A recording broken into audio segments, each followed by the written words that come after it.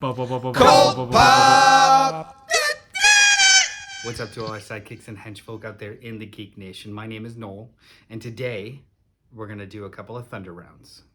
What's a Thunder Round? A Thunder Round, I'm glad you asked, is a 60-second review of a comic book that came out this week.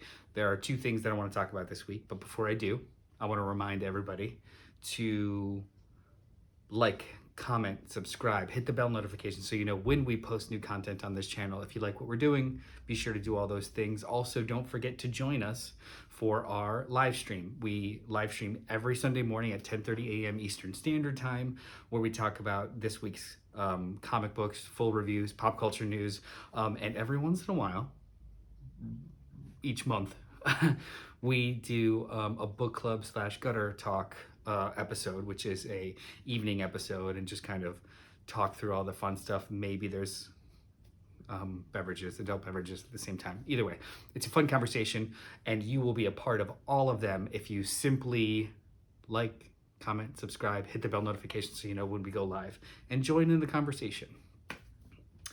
So, Thunder Rounds.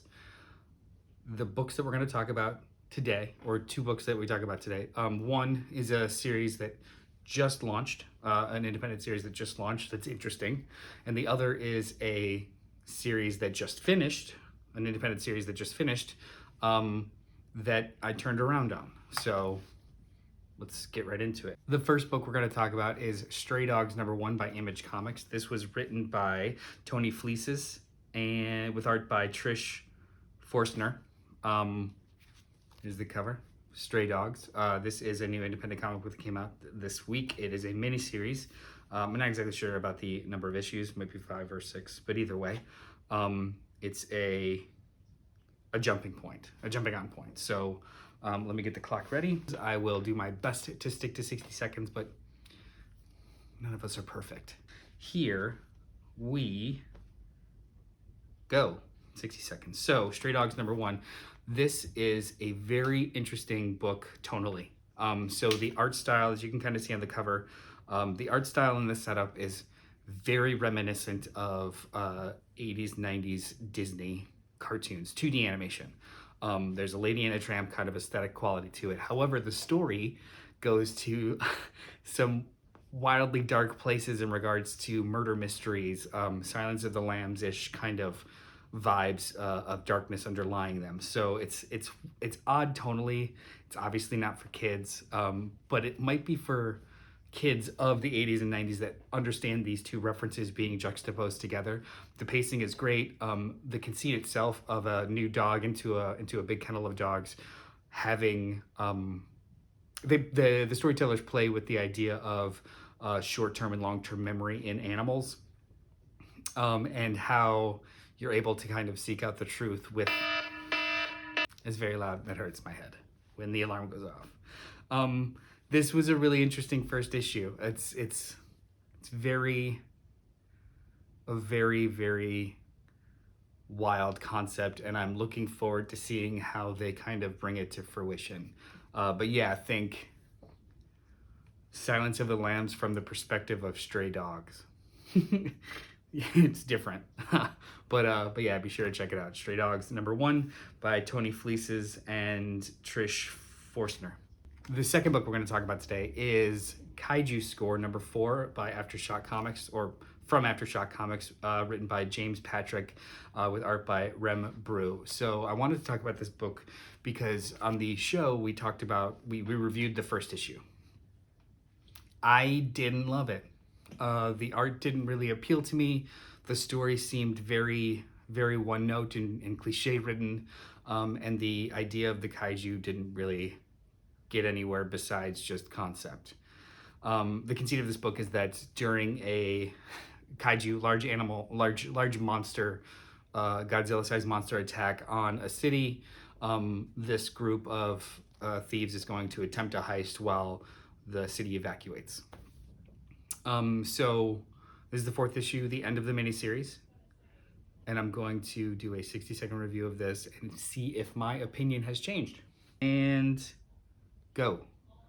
So I like this book. The first issue did not do anything for me. It was a lot of setup, and I knew that this was a short miniseries, so the pacing was off. However, somewhere between issue 2 and 3, because I kept going, the characters just clicked. The relationships, no matter how damaging or awful they kind of were with these all bad people, just kind of started to work, and the conflict of this kaiju attack and thieves within thieves not necessarily being able to trust each other just started to merge really well with each other. There's a dark humor in this book that just underlines all of it, which I think it's the tone you need for this kind of concept. The art itself started to click as well. It's very cartoony style, but it works when it comes to the larger than life things. Doesn't necessarily always work when it comes to the smaller human moments, but it's not enough to completely drag me out. If you are into the concept of a heist during giant monster battles, this is fun.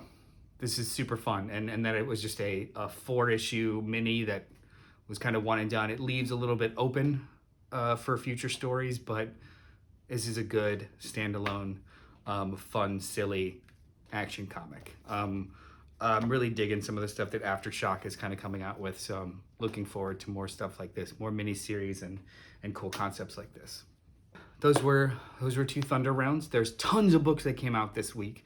Tons of great books that came out this week. Crossover number 4 came out. There's a couple new reveals with that. X-Men number 18, 19. But we got to, we came back to the plot thread of the Children of the Vault that was introduced forever ago. We came back to that in this issue, which was great. The new Department of Truth number 6 is out. There's just lots of really great comics this week. So be sure to visit your locals, read. Let us know what you think. Do you agree or disagree with me with these issues or just any other stuff that came out this week? And comment down below. Let's start a conversation. If you enjoy what we do on this channel, again, be sure to like and subscribe. Join us on our live streams. Usually they happen Sunday mornings, 10:30 a.m. Eastern Standard Time. Sometimes on Saturday evenings, which will be this upcoming. But it doesn't matter when, because if you hit the bell notification, you'll get notified when it happens. So be ready at all times. Thank you so much for joining me the last couple of minutes. I hope you enjoy your comics this week as much as I did, and I will talk to you guys later. Bye. CultPop!